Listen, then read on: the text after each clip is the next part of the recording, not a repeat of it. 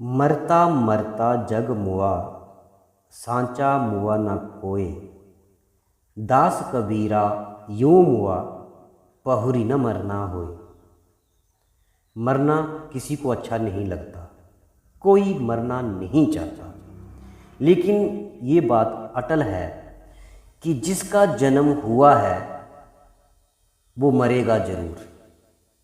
मृत्यु एक अटल सत्य है। मनुष्य को, जीव को जिसका जन्म हुआ है उसे एक दिन इस शरीर को छोड़कर जाना ही है।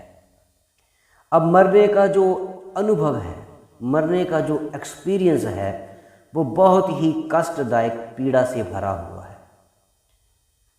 जब जीव की मृत्यु होती है तब होता क्या है?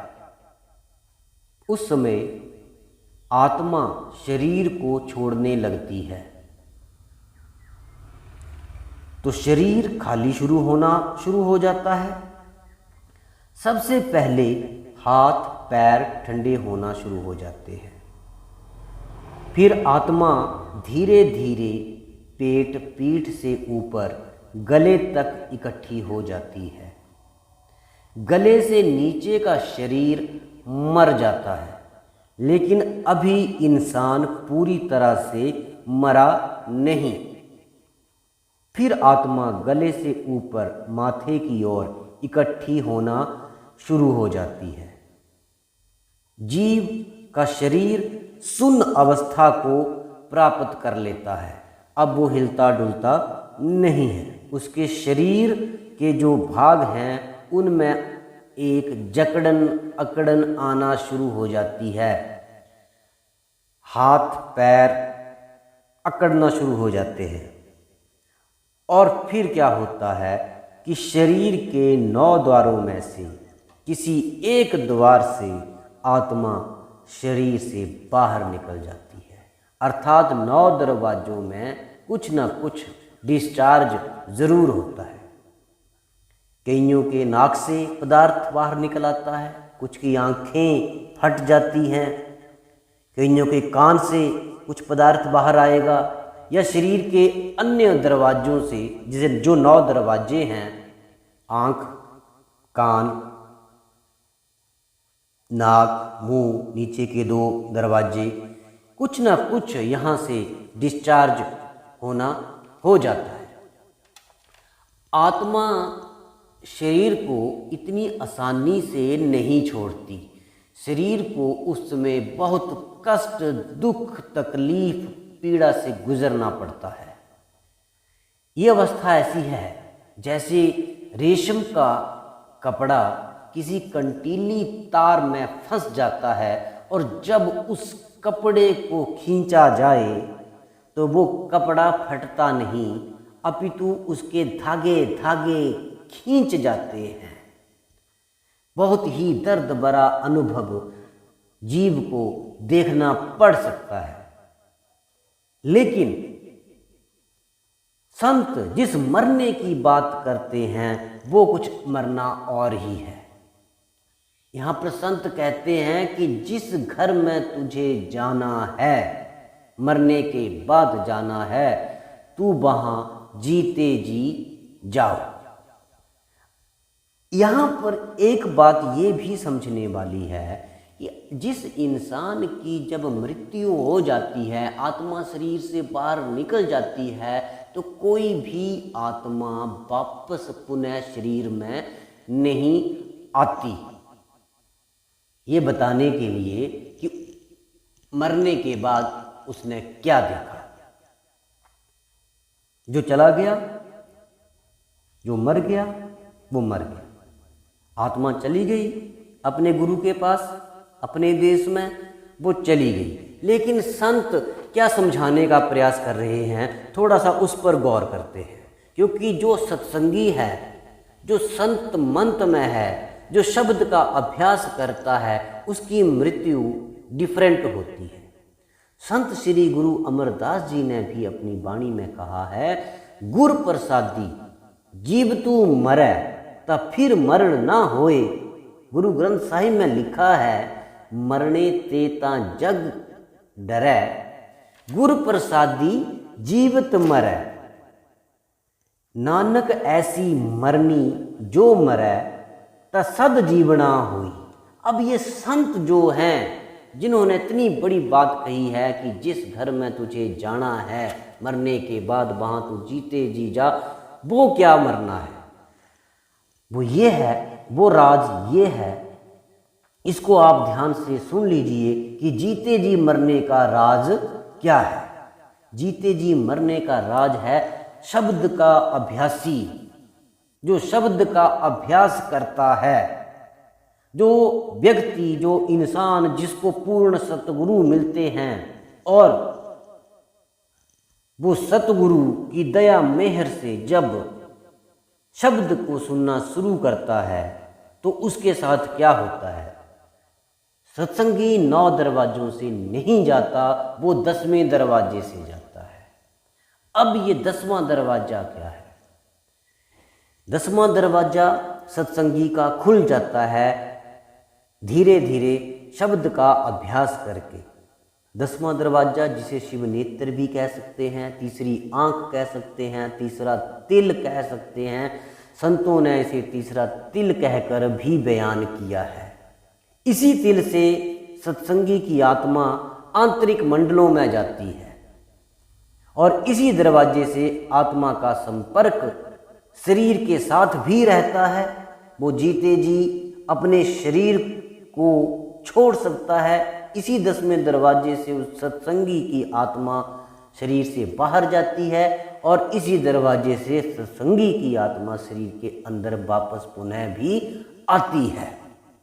जब शब्द का अभ्यासी धीरे धीरे शब्द के साथ जुड़ता है तो अपनी रूह का सिमटाव धीरे धीरे तीसरे तिल पर एकाग्र होना शुरू हो जाता है। रूह आत्मा गले के निचले हिस्से को खाली करना शुरू कर देती है और शब्द अभ्यासी की मृत्यु शरीर के 9 दरवाजों से नहीं होती, ये गारंटी है। चाहे सत्संगी जो शब्द के साथ जुड़कर समाधि में लीन होता है वो जीते जी मरना है। ऐसे समझते हैं कि जीते जी मरने का अभ्यास समाधि की अवस्था है। समाधि में आत्मा 9 द्वारों को खाली करके अंतर में शब्द के साथ जुड़ जाती है। ये जीते जी मरना है। ये ही एक मात्र जीते जी मरना का रहस्य है। नानक ऐसी मरनी जो मरै, ता सद जीवना हुई।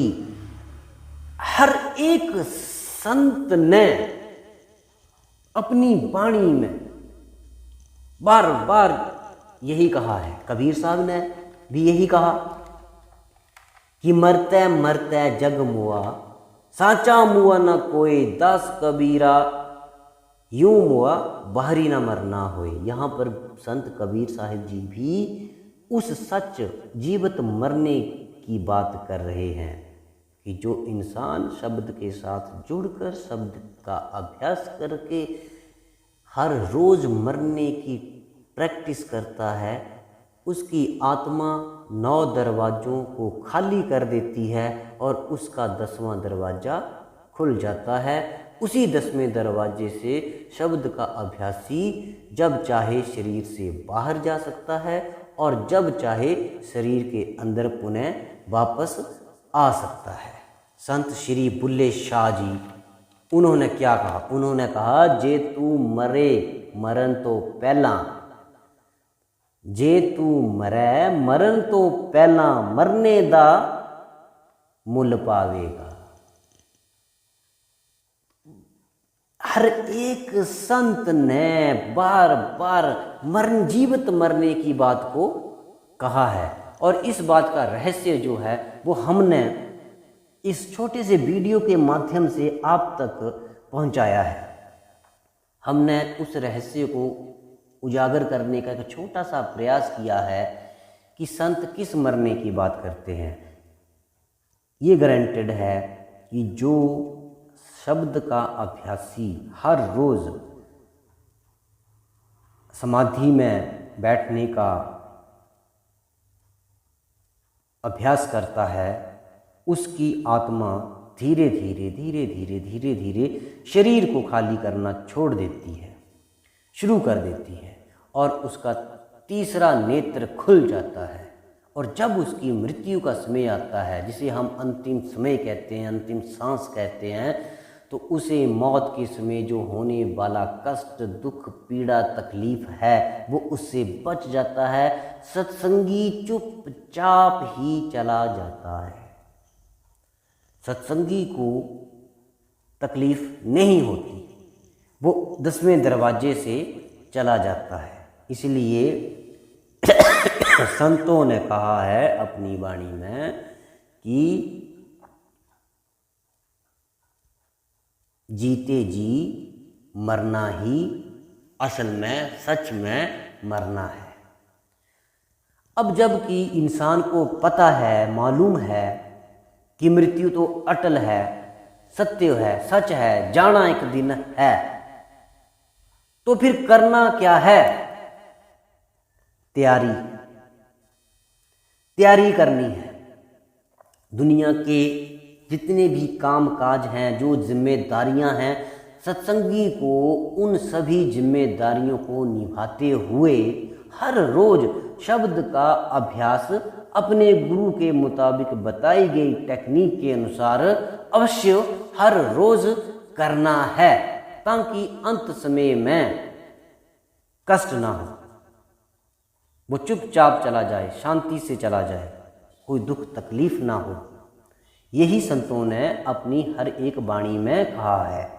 ये जो टॉपिक है ये विभिन्न संतों की वाणियों से लिया गया है। हमने संत गुरु श्री गुरु नानक साहब जी की बात को भी समझने का प्रयास किया, कबीर साहब जी की वाणी को समझने का प्रयास किया, हमने पलटू साहिब जी की वाणी को समझने का प्रयास किया, हमने संत श्री बुल्ले शाह जी की वाणी को भी समझने का यहाँ पर छोटा सा एक प्रयास किया है कि संत इन्होंने असल में मरना जो है वो क्या, मरने के ऊपर इन्होंने क्या कहा है। तो इन्होंने मरने को, जो जीते जी मरना है, उसी मरने को असल में सच का मरना माना है, बाकी मरना जो है वो झूठा है।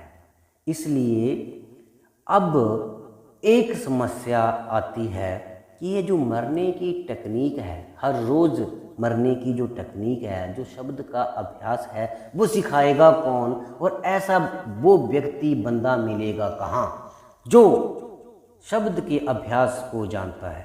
उत्तर सिर्फ एक ही है, पूर्ण सतगुरु। जो पूर्ण सतगुरु हैं, जो शब्द के भेद को जानते हैं, वही इस टेक्निक को सिखा सकते हैं। बिना सतगुरु से ये संभव ही नहीं है कि कोई व्यक्ति अपनी इच्छा से अपने शरीर को छोड़ सके। सतगुरु दया करें, सतगुरु मेहर करें, सतगुरु कृपा करें, तो वो जीव बहुत भाग्यशाली होता है जिस पर पूर्ण सतगुरु की दया और मेहर हो जाती है। इंसान को परमात्मा की खोज में लगे रहना चाहिए। एक बात ये अटल है और सत्य है कि अगर कोई आत्मा सच्चे मन से उस परमात्मा को याद करती है तो वो परमात्मा स्वयं ही पूर्ण सतगुरु को उस आत्मा तक भेज देते हैं। अर्थात शिष्य गुरु को नहीं ढूंढता, गुरु स्वयं ही अपने शिष्य को ढूंढ लेते हैं। धन्यवाद जी।